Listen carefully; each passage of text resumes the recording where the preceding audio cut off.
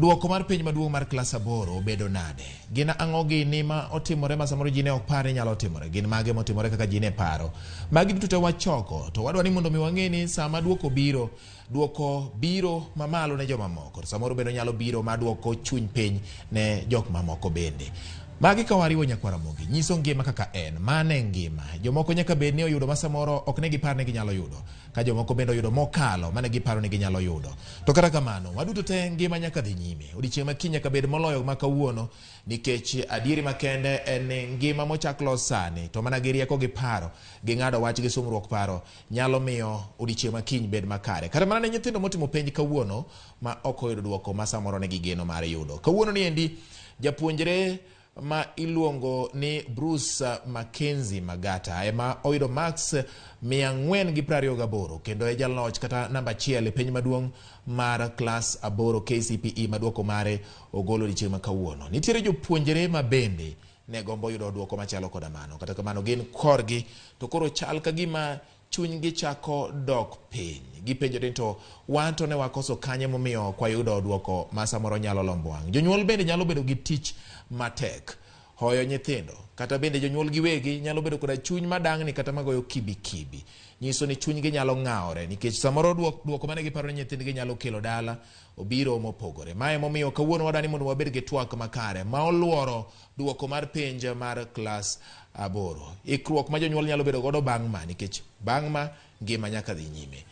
Odhiambo ni mor mara maduong' ahinya mar wako wendo wa ma wan godo kawuono. Jalony kendo jasum paro, jang'ad rieko kendo jaocho e weche mopogore opogore. Wan kode e studio kar kaendi kendo daher mar mondo mi arwake achiel kachiel e twak marwa mar rameny piny. Iluongo ni Lois Okelo. Odwani ofulre nwa kende to Lois Okelo akanye to lony mare momiyo chopo kawuono kama entiere ni endi momiyo ng'ado rieko ne oganda nochakore karang'o. Machiegni Lois. Erokamano ahinya George. An Lois Okelo kata jahocho Lois kaka ji mang'eny oseng'eya. To an kod lony mar hocho ma wanyalo luongo ni e weche mag paro kod tim kata saikolojia. To ahinya mor kawuoyo e weche mag puonj nikech ngimana te an japuonj. Na japuonje e skul ma sekondar kochakre ka ni achako puonjo ka ani igni 23 kanyo e sekondar. To ai bende napuonjo Sunday school. Koro in japuonje koro sani bende apuonjo e mbalariany mopogore opogore.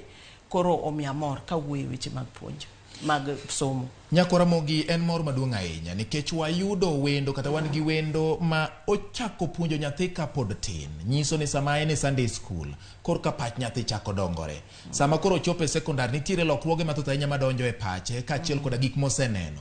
Kendo kama koro en koda yo ma koro oseng'ado ni ma yo maluwo ka entiere mbalariany. Mana kaka winjo ka Lois wacho no. Nyiso ni en ng'at ma chalo ng'ama chweyo ngima mar dhano. Kowuok piny ong'eyo ni nyathi chalo nade, gire kaendi nyathi chalo nade kendo kaka obedo ng'ama duong' ma koro ng'ado paro. Lois, penj ma kawuono okelo paro mopogore opogore. In iwuon kaka japuonj, kendo kaka jahocho, kendo kaka janyuol. Inyalo wacho nwa ni to in iwuon gi kaka inene, kaka iwinje. Ang'o gini mineno ka samoro nyalo miyo ng'ato bedo gi buok kata nyalo bedo gi ilo ahinya? Mokwongo George, yiena mondo achiw puoch gi pak ne nyithindo duto ma otimo penj ma onano chakre klas 1 magi chopo nyaka klas 8. To bende adwa chiwo puoch gi pak ne jonyuol mosenano gi nyithindo. To e kind jogi mondo mi aduok penjono, nitie jogo manigi nyithindo modak gi ng'ol, ginano kodgi ahinya. Nitie deye mowe gi nyithindo matindo mosebedo kodgi kendo nano kodgi kich wang'eyo moko nitiere mani kuonde mopogore opogore. Moro nigi nyithindo 3 4 motimo kata penj sani. Gin bende aoro nigi puoch gi pak. Basi kasewacho mano to ineno George, gimoro watemoga wacho pok aneno ma kata kwatimo lony kata kwatimo nonro to tek ahinya mondo iyud nyathi konwang'o max 200 ewi monwang'o ga pile. kanyaka nochak timo penj kata ka koro gidonje klas 7. Koro wawachni kuom ranyisi nyathine yudo kata mana max 230. Tek mondo yud 430. Tek ahinya ma kapo ni nitie to koro wabro timo nonro, wabro neno. Koro inwang'o ka gima koro kelo lokruok ahinya en ni koro penj masani motimne otime e piny te, otime e Kenya mzima. Koro kalure gi kaka duoko wuok ga, tineno mna kaka iwinjo gima timre ni, kaka ji kawo duoko no gi kaka ikete e yamo. Miyo chalo ka gima jomoko biro winjo matek nikech ng'ato achiel kata ji ariyo kata ji adek kende emibiro nwang'o ji 10 donge ema dibiro ting' malo e gongo ti iringo go gin mana ji 10 kende to ji adi motimo penj George. Emomiyo ka awacho kamano tadwa ni mondo ajiw nyithindo duto gi jonyuol duto maduoko biro negi ni en gima nene giseng'eyo. Koro gima timre ga e penje ni yani ka nyathi otimo penj moro amora, obed penj mar sana mag penj mar klas 8 gi penj mar form 4, inwang'o ka nyathi ka lure gi kaka ni wacho ne ni penj bro chalo, to odhi oyudo ka kara bende gin mana penjo machalo ma oyudo kata moro manose penj giga mane giduoko ta idhi jiwo chunye. Tidhi nwang'o ka nyathi moro nyalo yudo ka penj opogore ne gi kaka jopuonj gi ne seto ga penj.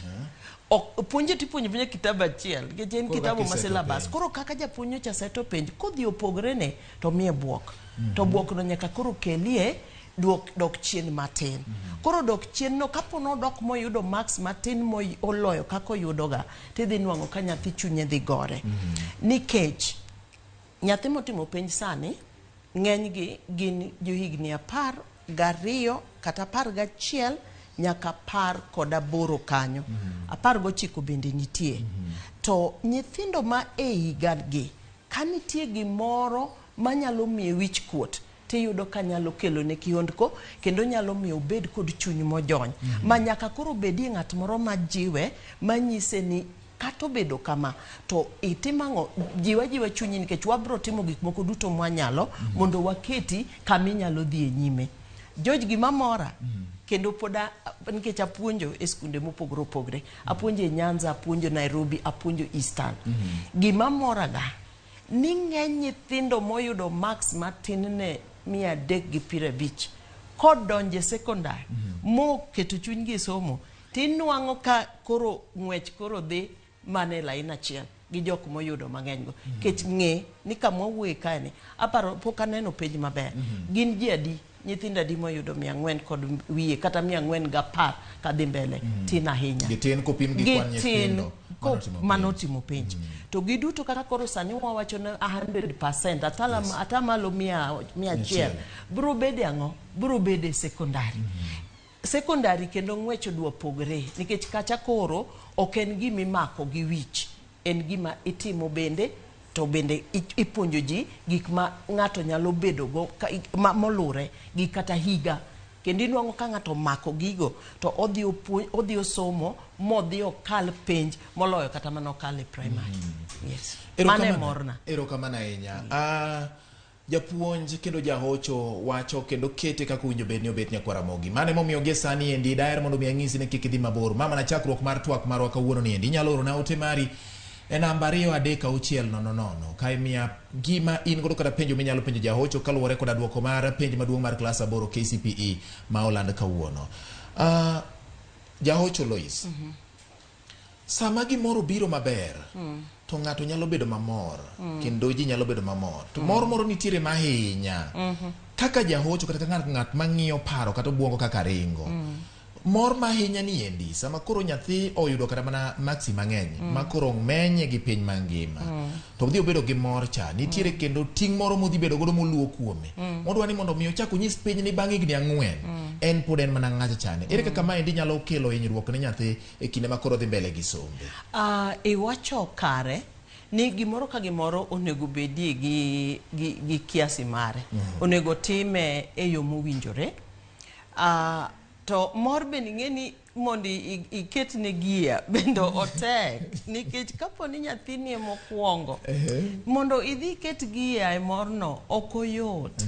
Koro mor malanda masasa tahinya hinya timone nyathi gik moko makoro saso makoro nyeune gini to kitere kure to kia wai gitere kanya to neri gitere kure to koro en nga mitinge gari to kiete mango gimoro mosasore mokalo kanyo biro dhi miyo nyathi seche moko wiye dhi wil ni mae en mano kang mokwongo tich ni mbele to kochopo e sekondari to dhi oyudo joma moko mabende riek mabende dwa kale matin maybe penj notimore ka gin gi chandruok moro to ka odhi okaw nyathini modhi oting' malo ahinya to ok bed ga maber nikech nyathini di paro ni ni koro enochopo ng'eni wawachoga ni koro chopo to ok owinjorego.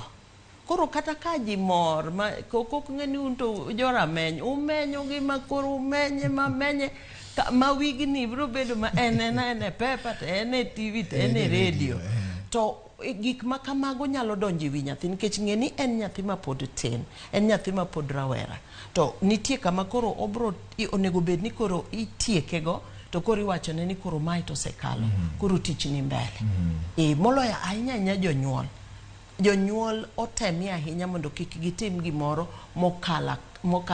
mosasore mokalo koro kama owinjore okalo kio time mokalo onyiewne nyathi kia simu mar siling kia lufu kia di to seche moko jonyuol mokawo nyaka loan mondo mi odhi onyiewne nyathi gimoro maber ma okalore to nyathi ong'eyo ni gini oko janyuol ok nyal otemo kabisa nyathi okalo gimonego wang'i en ni nyathi dhi e sikul. Erokamano nyakwara Mogi ang'isi ni ma era meny piny wamenyo kawuono duoko mar penj mar klas 8 KCPE gi gik mawinjo bed ni janyuol timo gi mor manitiere wadani mondo mi wakawane yweyo matin ok en yweyo ma wadhi go kamoro wada mana tang'o ni picha kaka nyasi ma kawuono ka mor gi ilo nokwako chuny jonyuol kaachiel koda sikunde mamoko kuom jopuonjre maggi notimo maber e penj mar klas 8 KCPE maduoko mare ogol kawuono. E kindeno endo bende ka waduogo bang' neno kaka nyasi no ne chalo janyuol kanyakla koda nyathi ma bende notimo penj mar klas 8 ma bende duoko mare owuok kawuono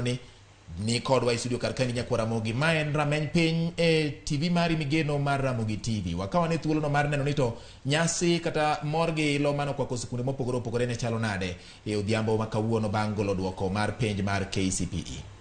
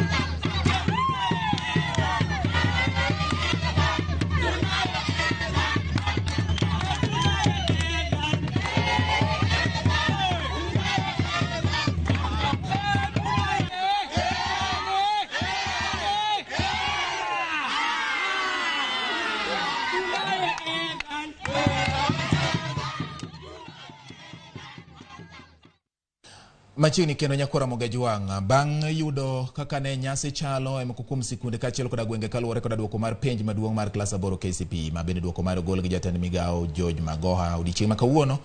Mor mara Nyakwara Mogi ni koro sani endi an kaendi koda welo ma koro medore, an kaendi gi Dauda Odongo kanyakla koda mama ne iluongo ni Pamela Odongo, kendo gisedonjo e studio kar kaendi Nyakwara Mogi mondo mi ginyiswa ni to kata Dauda nyiswa ni to penj ni yande ochalo ne nade, duoko mane moyudo. Samoro bro medo weche moko gi dhok mar Oswayo kata Kiingereza kata dho ngere, koponi ntiere moko modwa gaje matin gi dho nagi, to wabro dhi kode mbele mondo mi wayud adieri mar gima opare chunye kata kaka penj ni endi oyudo. Dauda ber idhi nade, tinga duondi wuo maber, wuoyo mochenyi, ng'eni nyono buk kawuono ni endi duoko mari owuok donge. Ero kamano ahinya. Aya, nyiswa nyingi iluongi ni ng'a? Your name? Daud Odongo Adams. Daud Odongo Adams. From Rockfields. Umekuwa ukisomea shule gani? Rockfields Junior School. Rockfields School. No. Asante sana. Mama Dauda machiegni kendo ageno ni en mor mari kawuono ni andika wuoyi koro oyudo duoko mar KCPE. Erokamano. Wamor kabisa. Umor ahinya. Wamor ahinya. Erokamano. In kaka min nyathi. Geno mari kata kineno ka wuodi dongo kano chako primary lower modonje upper primary makoro chopo kama koro duoko mare owuok. Ninene nade kane ng'iye kata ka koro romo gi mine weteni nego mbaka ne wuoda ni to ka ng'iye neno kodhi kelo na duoko maber e oda kaendi. En nyathi ma onyuol nyathi ma nigi en nyathi ma jaluor. Kabisa onge kuma ibro yudo ni ochwanyore gi nyathi moro kata oluongi kes. Bas mar ariyo ohero somo.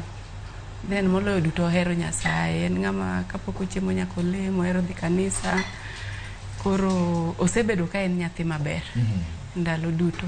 Koro kosemiya shida mora mora gi nyithindo wetegi kata skul kuma entie ni discipline ne ok ber.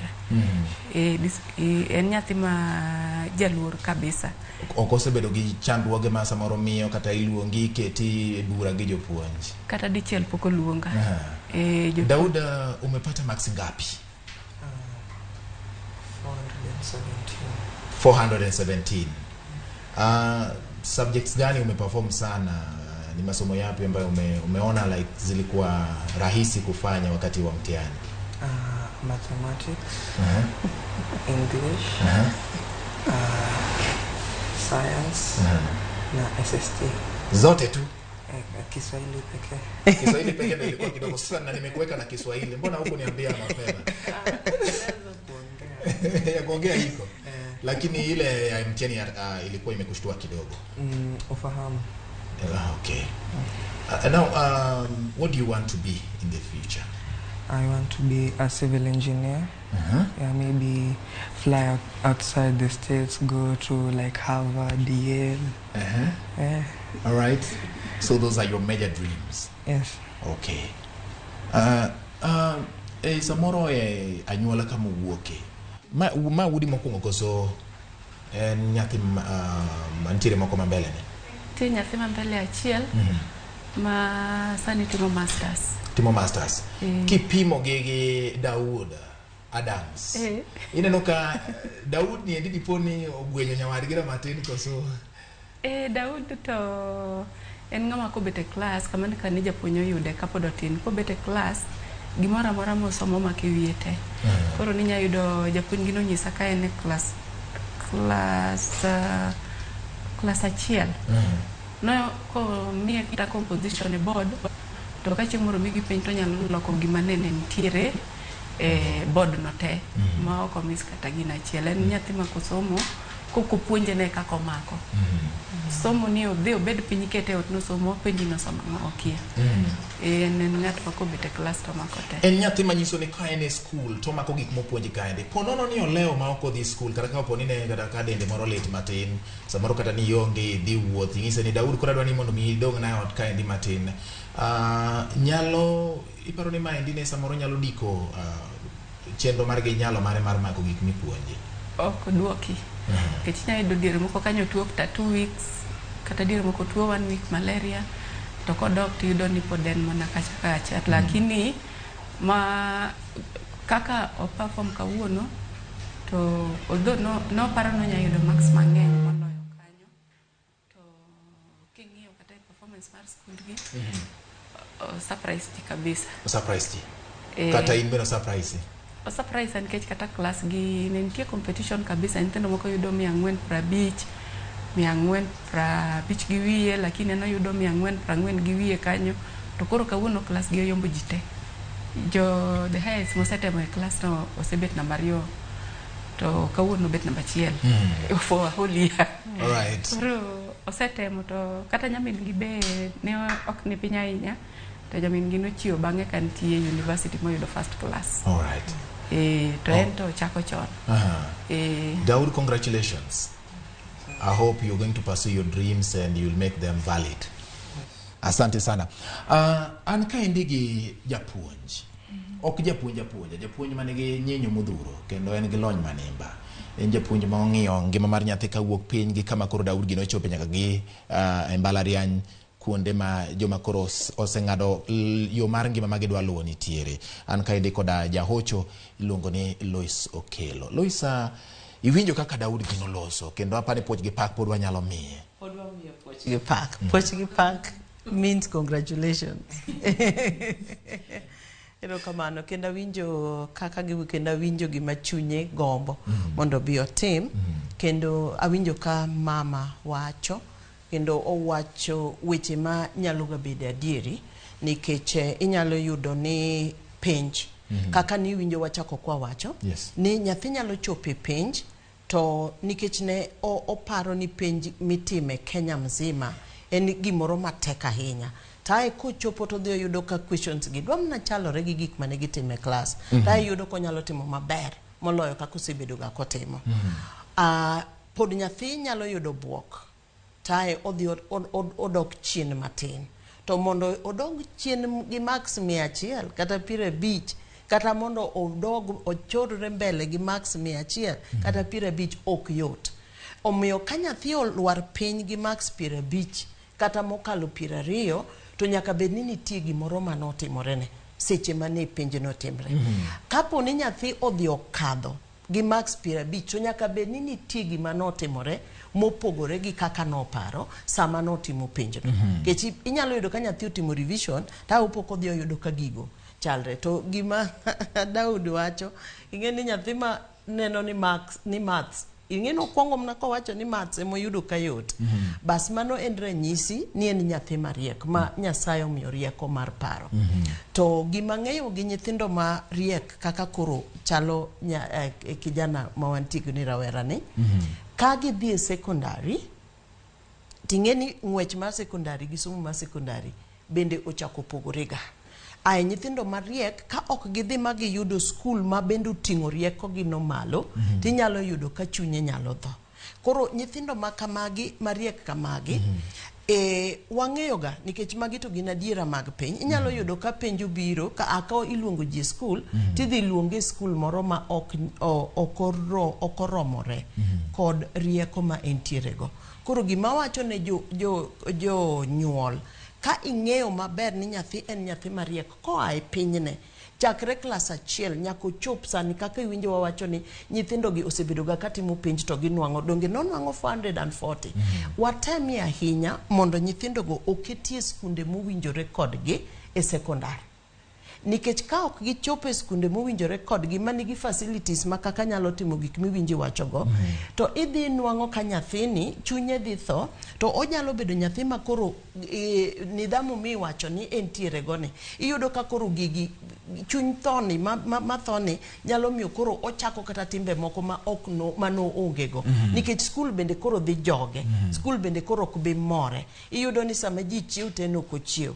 Koro mano e gima atemo mondo wawach ne jonyuol ni nyathi ka en mariek to kata koluonge skul moro mineno koko winjore kode to temie kaka janyuol mondo itere kama winjore. Ka nyathi kech magi be gin gik matimre Kenya ka nyathi en nyathi ma betne o en nyathi mi idhiro matin kendo itemone maseche moko itemo tuition eko nwang' marks monwang'ogo to tere bende school ma ok en school mani kata gi streams 6 kata gi streams 8 nikech pod jonyuol kalure gi ng'ato ing'eni ka an atiyo kamoro to anyalo yudo kod thuolo matero nyathina kata national school to nyathi ma ning'eyo maber ni okonye ekomiyo yudo marks moyudo no to tere school moro ma bende pod ibiro konye ma ji ok ng'eny ahinya.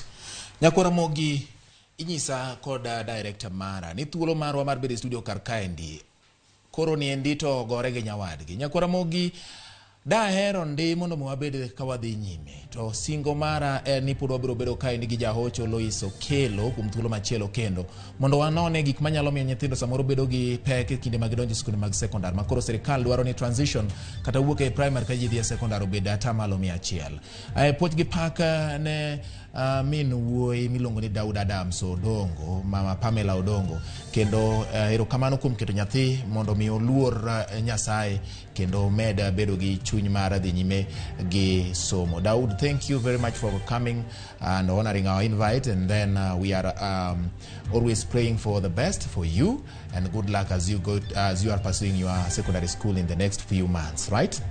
Erokamana enya. Ne wendo marwa bende Lois Okelo jahocho kendo japuonja puoch gi pak kendo erokamano kuom biro kata bedo ni wagweli machuok kamano pod wabiro medo yudo thuolo machielo mondo watwaga malach nikech makoro en wach ma pod wabiro medo lose. Nyakwara Mogi, mano bende makelo e giko mar twak marwa mar rameny piny odhiambo ni endi ne nyithindo duto motimo penj pod wamiyo upuoch gi pak bende samoro kichopo dwaro mari nitiere kama Nyasaye yawni godo yo mabende biro chopi kama idwaro nendo. Nyinga en George Batielo, jogo duto miyo chenro ni endi obedo ni kare ber godhiambo makare oriti masane.